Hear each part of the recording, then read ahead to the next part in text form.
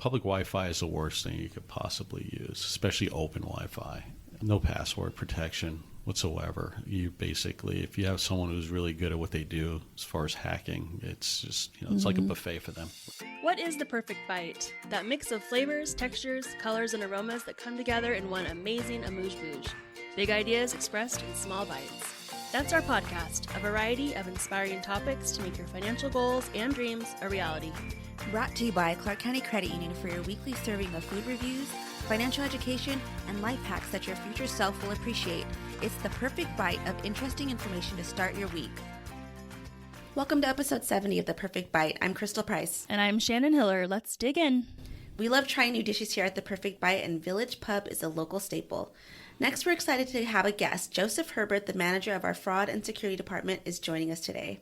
And finally, we'll share why you should try hard, but not that hard.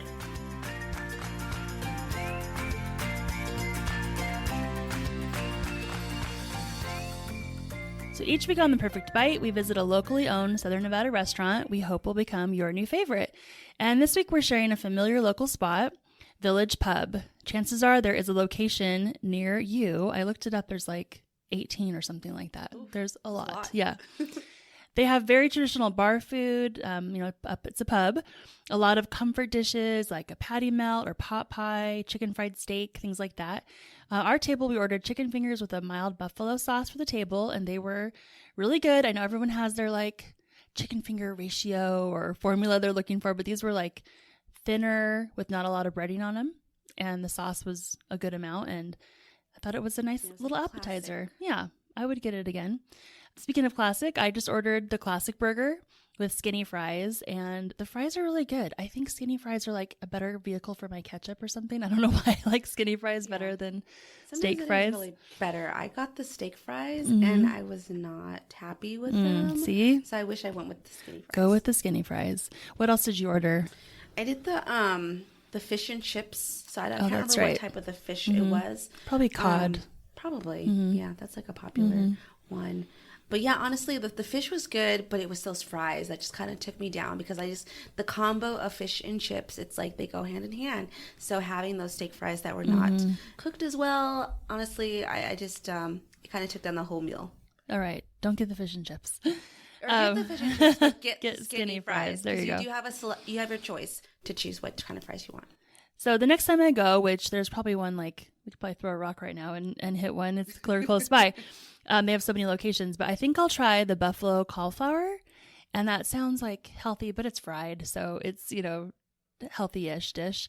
And then the French dip, that sounded good. And you can also add green onions and peppers as well as cheese. So I just think it's nice to have a local spot like this in your neighborhood. You can take your friends there, hang out. They're open late or early. You can always find something to eat.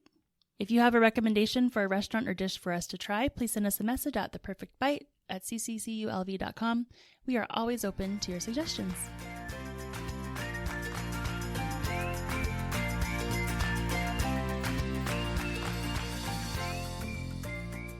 Scammers are clever, but you can protect yourself if you know what to look for and how to react.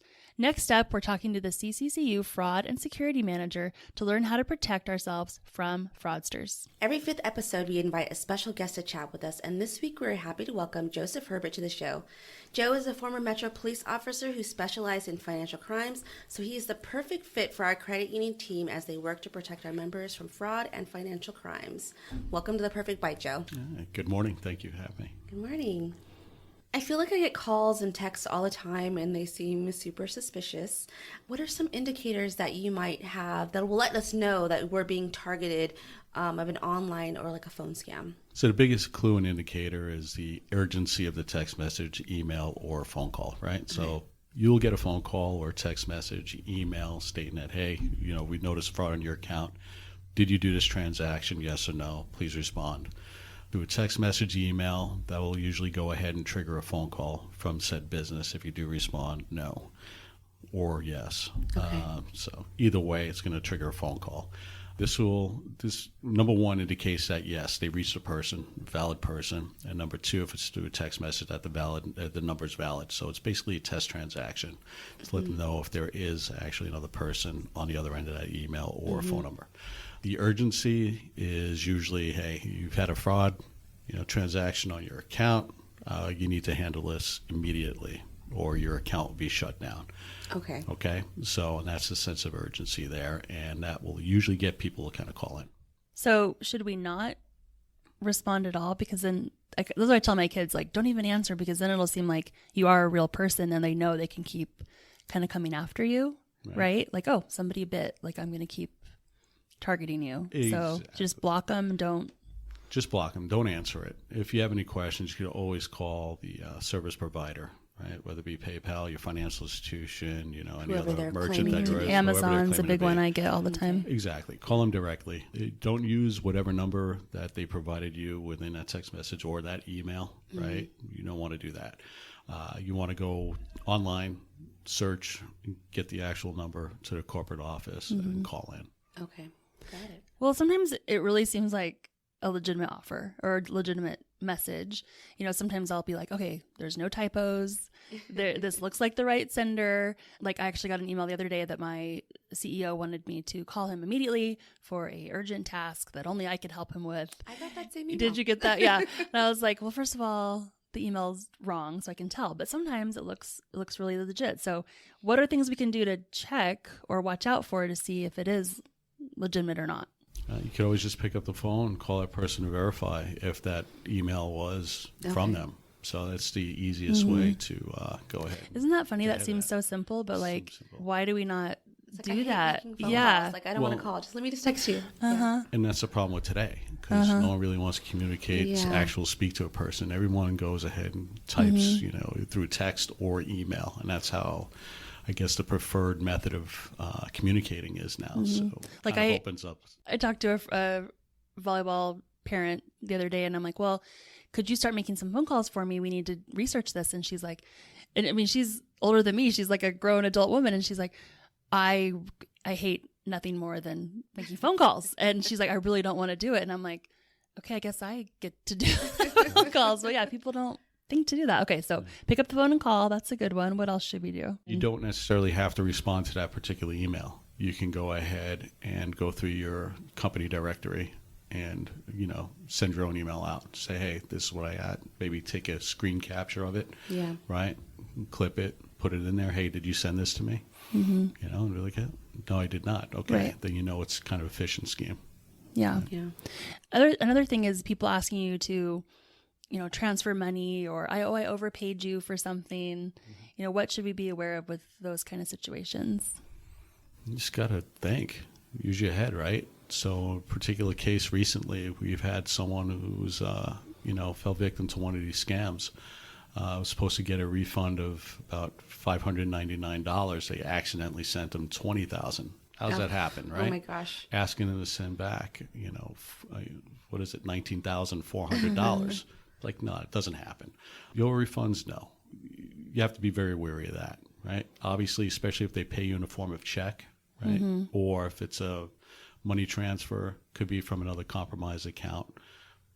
You take you take your share, you send the rest back. They're already ahead, based on how much you sent back to them, and then you're left holding the bag because when that payment's returned, you're going to be a negative. Yes, you authorized it. Exactly. So what if you just waited a week? Mm-hmm. Then you should be in the clear, right? Sometimes I've heard, even though it could be like a month later, it's like you can't trust anybody. Like, I don't want to process any checks from anybody that I don't know. I think that's kind of like a rule of thumb too. Like, who sent me this check? Right. Should I even run it through my account? Like, I don't want to be any part of that if I don't know you. So No. I guess, now you're in a money laundering scheme you didn't know about. Yeah, you are. So if somebody encounters like these scenarios where they're being approached with, maybe fake jobs, or they're getting an overpayment, what are some things that people should do, like, automatically? What should I do? What should I ask myself? What action should I take? And also, like, to catch them, right? Like, you work with law enforcement now. Like, what should we do if something happens? Is it just like, oh, it's just another one, I feel like I don't do anything, but can we? Can we help them? Yeah. We can. The first thing they have to do is just reach out to us, right? The first thing you Right could do to your is just financial institution. financial institution, reach out, say, hey, look, this is the situation. It's kind of what happened. Applied for a job online. They sent me this check. Looks a little funny, the whole situation, and they want me to send money back.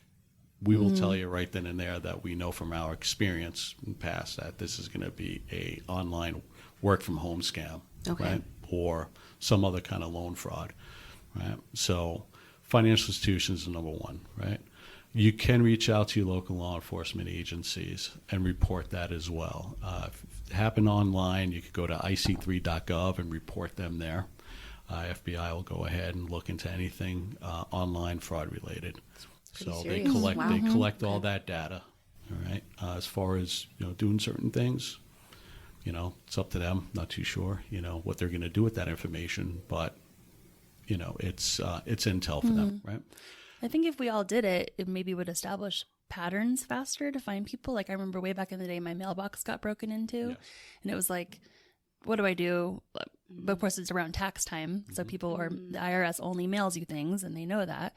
But enough people reported it, they actually ended up finding this house just completely filled with people's mail. Oh my gosh. That they were opening up credit cards and cell phone accounts and like using all the information from the tax documents. And so, yeah, I was like, in that case, they did get caught, but I think it was because so many people finally said this happened. So, well, are there any good rules of thumb? I think like, okay, I'm at this public place. They have Wi-Fi.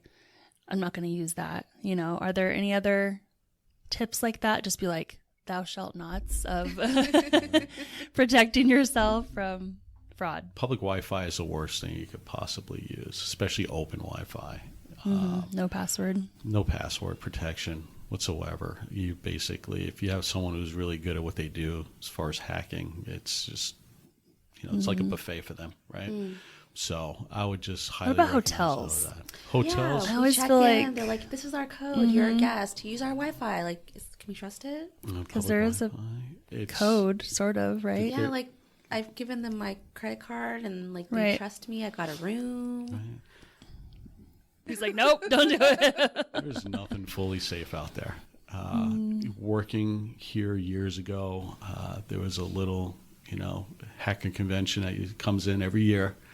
And every year there were issues with, Wi-Fi access and, systems even getting at hacked that or whatever. convention. Even, yes. So just there are ways in everywhere. And if they are good at what they do, they'll find a way in. How does like a VPN work? Is that like an extra layer of protection if you had to use it? Okay. Yeah. So basically all it really does is kind of mask where your internet traffic's really kind of coming from, right? So if I'm at a hotel and I'm using the Wi-Fi that they've given to guests and I have a VPN, then that's better. A little bit better. Okay. Like I said, though, always keep in mind that nothing is foolproof. Okay. So you mentioned talking to your financial institution. What are some things at Clark County Credit Union that we provide that could help give you an extra layer of protection against fraud? Against fraud? Well, bonus checking account, right? So with that comes the identity theft protection, right? So there's that. In case something does happen to you, we'll have that protection. The other things we have several systems kind of working in the background, right? Kind of help us see things, when things are happening or, sometimes after the fact, but at least we can jump on it and kind of stop things ahead of time, right? The most important thing we do is education, right?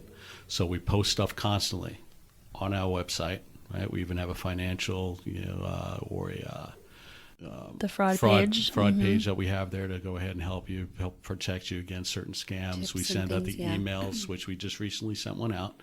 It's an email related to the recent fraud trend that we're seeing.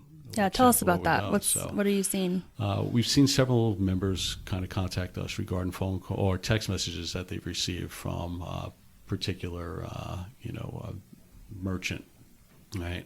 It could be anybody, PayPal, Amazon, utility, whatever the case might be. And they're sent out basically asking if they made a certain transaction, yes or no. Members are clicking no, send, and then they're getting phone calls immediately, following. The members are then being asked to share their screen. So they're being asked to download a screen sharing app that gives the scammers access to their computers. So when you do that, Wow. you basically just Open the give them door free right up. range, Yep. And you're allowing them to do whatever it is they want to do on your computer. Now, if you have your online banking app, for whatever financial institution you have, Zelle, whatever, and you don't log in on a regular basis, you just click on the app and it opens up right away. They could just do whatever they want from that point on. Yeah. Add their payees, send money, get in your online banking, do transfers. So what if I have sorry, we're going a little tangent here, but you have facial recognition for stuff like that because it's a screen sharing and you have the phone still, that just would work still and then they can access it. Yeah, so they don't even need your passwords anymore. No. Okay. Other rule of thumb, do not download a screen sharing app. That's so scary. Right. It's very scary. We just did a communications class as a company, and something that stuck with me is they talked about, confrontation and things that happen to you. And later you're like, why was I so dumb? Why did I not think of that? It's like, because you literally were dumb in that moment because your brain functions like it's fight or flight, like turns off that logical part of your brain. And so I feel like that's the urgency that they're trying to create, and they scare you. Like there's fraud. They're using fraud to scare you into fraud. Now if you don't call us back. Yeah. And so you just get in this like panic mode because I'm like, yeah, use common sense, everybody. Like that seems illogical, but they create the environment to make you shut off that part of your brain. And it's just take a moment and maybe check yourself. Look at your own account. Are there transactions on there that I didn't authorize?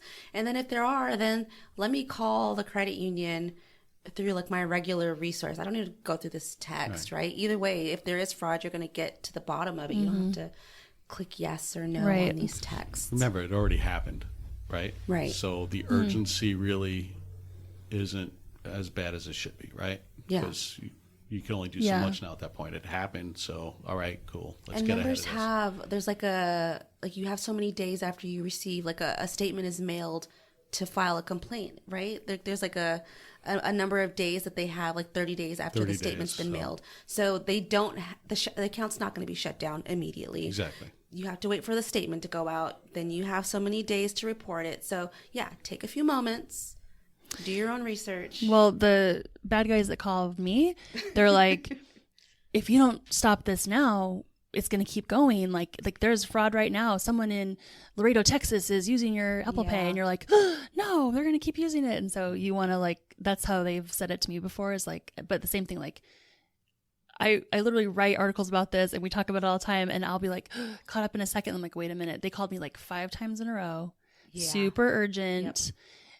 That's not right. And so I'll be like, let me call you back. And they do not want you to get off the phone. They want you to stay on the phone and keep going. Right. And so I'm like, another red flag. So I even heard that they're now, if you try to stay on the phone, which I've unfortunately done. Oh, to mess with them? Try to mess with them. That they are recording your voice so that they can manipulate it so that they can go back and be creating sentences I want to withdraw $500 or whatever it might be because you've stayed on the phone and you've given them so much of your voice to work with and manipulate. Oh my gosh. Kind of piece to it. Yeah, it was AI technology today too. You could do all sorts of stuff, right? Yeah, so, it's scary. They are. They're too smart. They are. Well, we have this podcast with our voice out there for 70 episodes. Oh no, I just gave them a full Yeah, sentence. I know.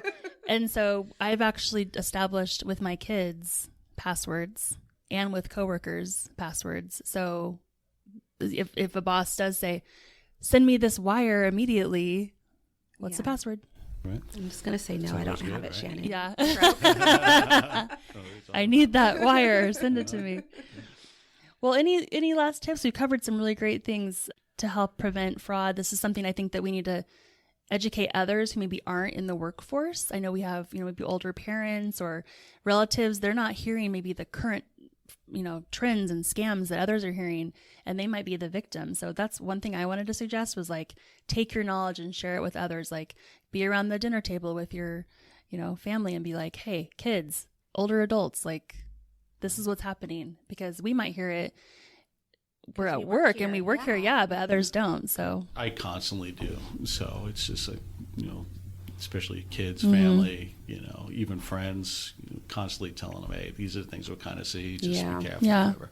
Pay it forward. How's work? Well, this is what's going on. So it's all right, good. But thing is just don't want to give out your online banking credentials username, password to anybody. Can't say that enough, because once again, you give them just free range to your accounts, right?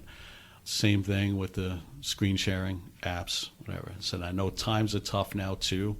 So we're going to be looking for loans to try to make a little bit of extra money to make sure that we could pay certain things, right? A lot of loan scams out there too. So these are the things we kind of got to be careful of. Just be cautious. If things are too good to be true, right, we want to go ahead and, avoid those things. And I think people should know too that they can trust their financial institution, their credit union. If you get something out there and you're not sure of it, just bring it to us. We can kind of give you our expert opinion or advice on what you should do. And does this seem legitimate? Like if you're trying to get a loan out there and it's not with us, like, okay, we understand there's other lenders out there, but if you feel a little suspicious, bring it to us. We can check it out. Like, don't be afraid to ask for help from us or even from family members, Exactly. Especially when whoever it is asking you to pay them back in gift cards. Yeah, right? no, that's so not iTunes the gift way. cards, Nordstrom gift cards, whatever the case is, 0 cents whatsoever, right? So Exactly. just reach out to us. We'll kind of help you out. We'll walk you through that. Any questions, please reach out. Awesome. All right, Joe. Well, before you go, we do like to ask all of our guests 2 questions. First question is, what is your favorite locally owned Southern Nevada restaurant that you like to go to? And when you do go, is there like a favorite dish that you normally order? Wow. You're going to put me on a spot like that. So there's a great little eatery that I kind of enjoy. It's smaller. Stallone's Italian Eatery, which is over off of Silverado and Bermuda. So Okay. in the parking lot there. Very good sandwiches over there. Stallone's. Yes. Okay. So good little spot. They just opened up a spot up there in Santa Fe Station 2. So they have one on the south end, north end of town. Okay. Definitely I'm by enjoy Santa that Fe. place. You can check it out. Good spot there. And then question number 2. Well, really quick, Stallone's, that makes me think I would make these like pizza quesadillas for my kids, just like pepperoni and cheese, and we'd call them Sylvester Stallone's. I forgot about that till just now. All right. And our second question, just what is some personal financial advice you could give to our listeners? Like something they could just start right away that would make their financial future even stronger. So young people, right, especially, start your retirement fund early. So as soon as you can, just open up that, that retirement account and just keep feeding it. Yeah. And that's the best thing you could possibly do. Time is your best friend. Time is your best friend. I know we want to live hard, and, enjoy life when we're younger, but that's probably the biggest thing that you can do. Because if things work out right and you keep feeding that over time, and the more you keep putting in, you raise it as time goes on, you'll be pretty good in the future. Right? Yeah, that's probably one of my biggest financial regrets is not carving out that early on and thinking, oh, I'm not ready yet. I don't make enough money. Like, I'm only 22. I don't need that. Right. Yeah. Yeah, and don't spend money you don't have. So don't overspend, right? So that's just the way it is. But, Solid advice. Thank you, Joe. Thanks for joining us today. And these are just such really good tips. I think we need to revisit them again. We'll have to have you back. So thank you so much. no worries. Thank you. Now we'll take a break to hear from our sponsors. Clark County Credit Union members have received more than $73 million in bonus dividends since 2001 just for using the credit union services they need every day. Since CCCU is owned by our account holders, they earn the dividend, not shareholders. This year, we returned a $2.6 million bonus dividend to members with auto loans, credit cards, and checking accounts. Open an account today and start earning your own bonus dividend. Funds privately insured by American Share Insurance. Next up is our Future Self segment inspired by the Happiness Project. Trying to perform at top speed or maximum effort may lead to burnout. Many coaches and corporate leaders say to be at your best, dial it back a bit. So this just means trying to go at 85% if you're working, exercising, anything you're doing. I've heard other life coaches say, shoot for B work. And sometimes my little overachiever mind's like, no. Like, you have to get all A's, but I think that there's some really good advice that we want to dive in here a little bit. So there's a benefit to doing less. Have you ever found yourself focused on one thing? Like, this is kind of my husband. Like, I'm going to order an umbrella or a toaster oven or something. And then all of a sudden it's been like an hour later and I'm researching the very best, top of the line, best price, Consumer Reports, all the things. When a just good enough one would have been fine. I'm not, buying a new car for the family or a new house. It's like something small. So Steve Magnus, an exercise physiologist who coaches executives and athletes, says there's a lot of inconsequential stuff that goes into going 100%. Carrying too much may sometimes feel like an existential crisis. And the harder we try, the worse we get. Injuring ourselves, choking under pressure. Try to pause while you're ahead, and the sense that your whole self-worth isn't wrapped up in one moment can actually make you more likely to nail it. I liked that because I feel like that's really true. And like going back to like the shopping thing, like I like Amazon, I feel like has kind of picked up on our like overachiever like habits, and now they have like Amazon's recommended pick, highest rated. Yeah, so like I just sometimes I'll go on there, and even though I really want to keep scrolling and finding the best deal, I'm just like I'm gonna trust Amazon. I'm ordering that one in green because that's my favorite color, and then done. Don't turn this into something that it doesn't have to be. Right. We have other things we need to work on. Try relaxed confidence is another suggestion. The effortless success that many people crave often comes from a relaxed confidence and tolerance for ambiguity. And I was like, okay, let's be clear on that. So you're okay when things are not as clear or they can be vague. You're just like, yep, that's good enough. Just go with it. Instead of maybe freezing up or getting upset that it's not super specific. I think that's hard for some people if you want it to be just so, right? Mm-hmm. So if you're more of a big picture person, maybe that's easier. If you're like the detail oriented, you want to know all the... That's kind of me sometimes. Yeah. It sounds nice, but can you tell me how it's going to work? Mm-hmm. Yeah. I need to know the details of how I can be chill. The next tip, be just tough enough. Dialing in on the sweet spot of 85% can help us grow. In a 2019 paper, researchers used machine learning to try to find the ideal difficulty level to learn new things. And they tried to mimic how our human brain works. And they learned that really, if it was 85% difficulty, they got most of the questions right. So that's sort of naturally how our brains want to work. And if a task is too hard, it can be demotivating. So we had a quote here from Bob Wilson. He's a University of Arizona professor. And he said, if you never make any errors, you're 100% accurate. Well, you can't learn from mistakes if you're 100% accurate. So I was like, oh, that is really deep, because I think that sometimes we hear like failing is learning. Yeah. Right. And trying to teach our kids that too. So I think that could definitely relate. What do you think with our kiddos going through school and all their experiences? Yeah, sometimes it is okay to like fall, like literally, like my daughter, she's 4, so she's younger, but like if she falls down, it's like you learn, okay, maybe I don't wear sandals and run super fast. Like I have to experience that fail in order to learn to make better choices. So we can't be at 100% all the time. We do learn from failure. Yeah, we need to recover and have breaks and not burn out. Grace Young, a consultant at Bain, also said, follow the 80-20 rule. Stop when you're 80% done. Maybe we don't tell our bosses that, but the first burst of work is often the real heart of the project. And that just made me think of the phrase, done is better than perfect. I kind of do follow that in my life a little bit, like just get it done. Doesn't have to be exactly like my kids' chores.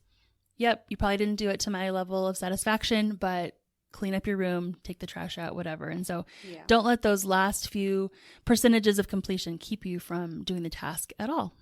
Let us know if you tried any of these tips and if you are comfortable with the 80-20 rule like we are. We want to hear from you. Send us your financial questions or money topics that you'd like to learn more about, and don't forget any fun local food recommendations. Our email is theperfectbite@ccculv.com. Thank you for listening to this week's episode, brought to you by Clark County Credit Union. For additional money management tips and financial calculators, check out our website at ccculv.org. Now that was the perfect bite.